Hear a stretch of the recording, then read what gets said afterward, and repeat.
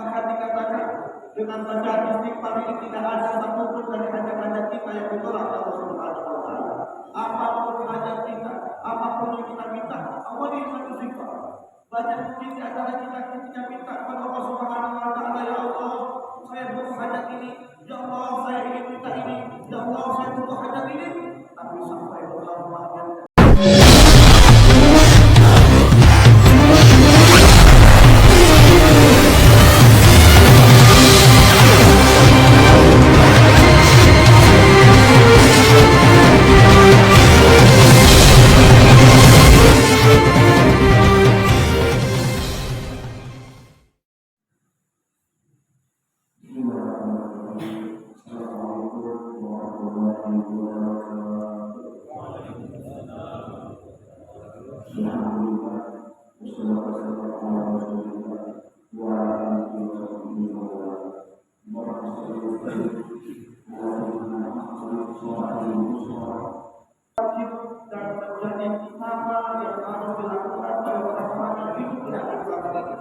apa itu al-ihsan fil istighfar wassalatu ala nabiyil karim. Kata beliau menjelaskan ini satu amalan yang sangat-sangat dianjurkan bagi mereka yang hidup di akhir zaman. Yang pertama, mari berbanyak istighfar dan mari berbanyak selawat kepada Nabi Muhammad sallallahu alaihi wasallam. Ini satu amalan, dua amalan ini yaitu istighfar dan selawat menjadikan satu-satunya amalan penyelamat kebaikan. Hal-hal yang diwajibkan seperti Allah dan sebagainya. Ini amalan yang sangat-sangat dianjurkan bagi mereka yang hidup di akhir zaman menjalankan usaha saat makin ini. Dianjurkan al-ihsan bil istighfar wassalatu ala nabiyil karim. Kita disuruh memperbanyak istighfar, kemudian memperbanyak salawat kepada Nabi Muhammad sallallahu alaihi wasallam. Maka ulama mengatakan al-istighfar dibandingkan dengan Rasul diibaratkan oleh ulama bahwasanya istighfar ini seperti orang yang mati, kata ulama. Wassalatu ala nabiyil karim bimanzilatil tin.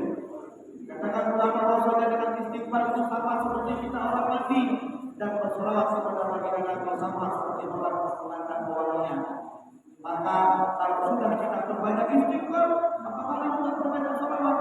Jangan sampai kita istighfarnya banyak, selawatnya tidak, atau sebaliknya selawatnya banyak tapi istighfarnya tidak. Ibarat orang mati tapi tidak pakai sabun, ibarat orang mati tapi tidak ada wangi, bersedia tapi wangi tidak. Bagi orang yang beristighfar, apa-apa kerja. Jangan lupa juga ketika dia berselawat, jangan lupa juga membaca istighfar. Karena sama seperti orang berbanyak selawat tapi tidak istighfar, ibarat dia hanya pakai minyak wangi tapi tidak pernah mati. Wangi dia tapi bersih tidak. Ini kata ulama, ada berbanyak yang dua ini, berbanyak istighfar, berbanyak selawat kepada Nabi Muhammad sallallahu alaihi wasallam. Bahkan dikatakan dengan bacaan istighfar ini tidak ada satupun dari hajat-hajat kita yang ditolak Allah Subhanahu wa taala. Apapun hajat kita, apapun yang kita minta, awali dengan istighfar. Banyak mungkin di antara kita ketika minta kepada Allah Subhanahu wa taala, ya Allah, saya butuh hajat ini, ya Allah, saya ingin minta ini, ya Allah, saya butuh hajat ini, tapi sampai Allah mengajarkan terima hajat ini. Dia belum dapatkan hajat yang dikabulkan oleh Allah. Kemudian dia ada rasa syukur kepada Allah Subhanahu wa taala, dikecewa dengan Allah Subhanahu wa taala, padahal yang membuatnya itu bukan Allah tidak mengabulkan, akan tetapi doa-doa itu juga dikabulkan oleh Allah, tapi hanya saja tersangkut oleh dosa-dosa yang belum pernah kita istighfar. Allah sudah kabulkan itu doa-doa, hajat-hajat kita sudah dikabulkan oleh Allah Subhanahu wa taala, akan tetapi ada dosa-dosa kita yang bergunung yang belum kita istighfarkan. Maka kalau satu ada orang berdoa, awali doanya dengan istighfar. Harus kita tahu ini, harus kita tahu malu dari banyak sekian dosa, dari banyak sekian bid'ah yang kita lakukan. Tiba-tiba kita takwa ada rasa malunya, rasa kita hanya kepada Allah Subhanahu wa taala. Maka hendaklah perlu kita minta ampun kepada Allah, minta ampun kepada Allah Subhanahu wa taala, sehingga Allah akan membukakan itu jalannya. Dosa-dosa sehingga doa-doa yang pernah kita bacakan akan turun, akan tanpa perlu kita maka lama mengatakan jika kita berada di suatu tempat yang mustajab, di waktu yang mustajab, tapi waktunya sangat pendek, apa yang harus kita doakan? Dan jika berada di tempat yang sangat mustajab, misalkan di waktu yang sangat mustajab, tapi waktu ini sangat pendek, tidak banyak, tidak panjang, maka apa yang harus kita bacakan? Doa apa yang kita harus ucapkan di tempat tersebut? Maka kata ulama beristighfar. Siapa tahu dengan kita beristighfar atau ampuni segala dosa-dosa kita, dosa yang tadi yang telah membuat doa-doa kita berharap akan berkurang dan doa-doa yang sudah kita dahulu akan terbuka turun seperti turunnya air hujan dan berharap. Dan itu tidak masjid ini adalah tempat kita dinasihati betul-betul oleh Allah Subhanahu wa Ta'ala bahwa suatu saat kita akan mendapatkan yang sama. Di akhir zaman ini kita pada banyak istighfar. Salah satu kekuatan istighfar adalah tidak ada satu doa pun yang tidak dikabulkan oleh Allah karena istighfar. Pernah suatu ketika di usia senjanya Imam Ahmad bin Hanbal, Imam Hanbal di usia senja beliau sudah mengalami, sudah sepuh sekali, tapi tiba-tiba datang suatu keinginan di hati beliau ingin berangkat ke salah satu kota. Anggap saja kotanya Damaskus, yang mana perjalanan yang ditempuh sangat jauh menggunakan perjalanan darat. Tidak ada yang dituju. Beliau sendiri bingung ada apa di Damaskus, apa di hatinya ingin berangkat ke Damaskus. Di hatinya bertanya-tanya kenapa betul-betul rasanya hatinya ingin berangkat ke Damaskus. Ada apa di sana? Beliau sendiri bingung kenapa hatinya ingin berangkat ke Damaskus. Setelah bermusyawarah dengan keluarga tidak boleh mengizinkan. Tapi keinginan beliau ingin berangkat itu sangat kuat. Akhirnya setelah mengumpulkan bekal yang banyak, akhirnya beliau memutuskan untuk berangkat ke Damaskus. Perjalanan beliau ditempuh dalam perjalanan darat. Pagi siang malam beliau di darat sampai beliau tiba di Damaskus. Sampai di Damaskus beliau mampir karena tidak ada tujuannya. Akhirnya beliau mampir di sebuah masjid. Tetapi dari masjid tersebut beliau melaksanakan sholat berjamaah. Kemudian menunggu sholat berikutnya.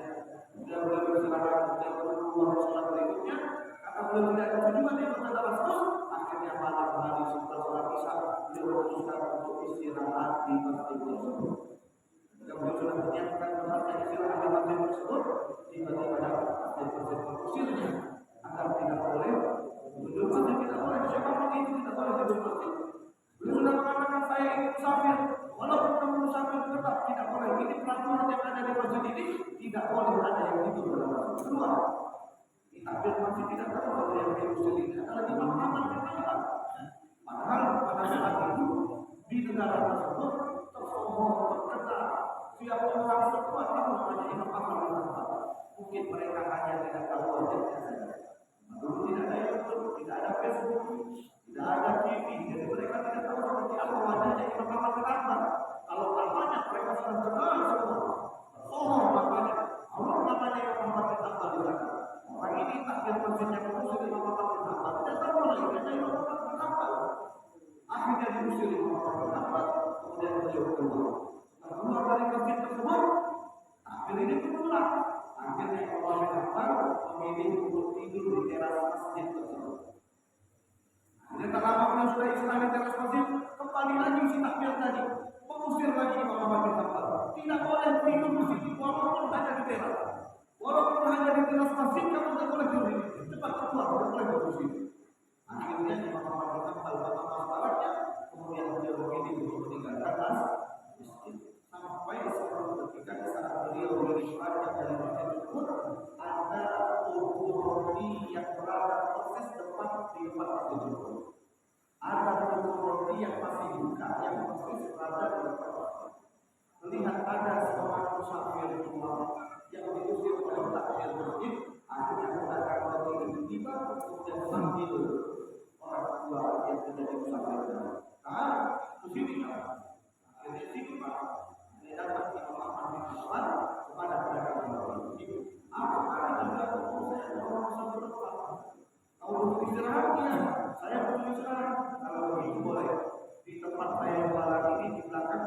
kasurnya, ada bantalnya.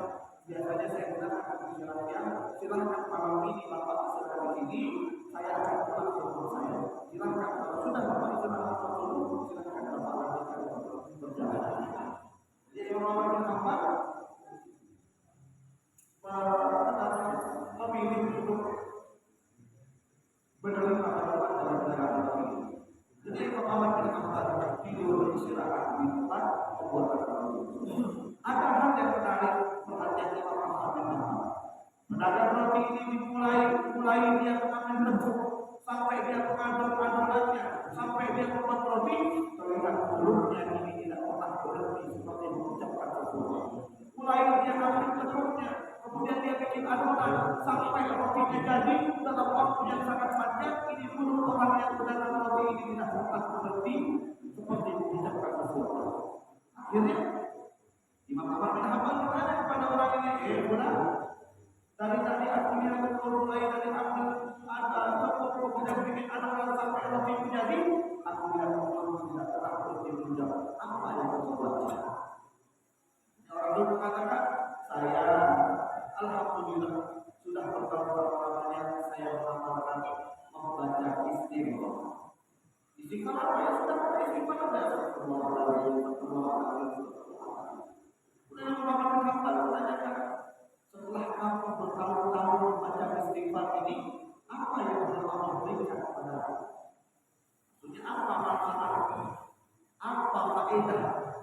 Apa sesuatu hajat mungkin yang sudah dikatakan Allah kalau baca istighfar ini?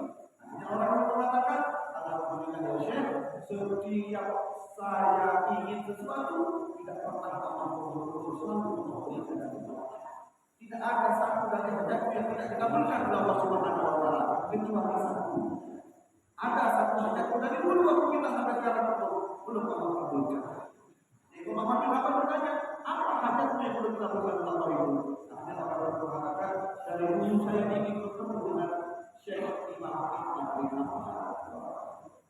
Siapa itu Imam Ahmad? Orang yang sedang berbicara dengan ini. Orang tua yang sambil dia diusir oleh hakim masjid ini. Akhirnya Imam Ahmad bin Hanbal berkata, ternyata ini jawabannya.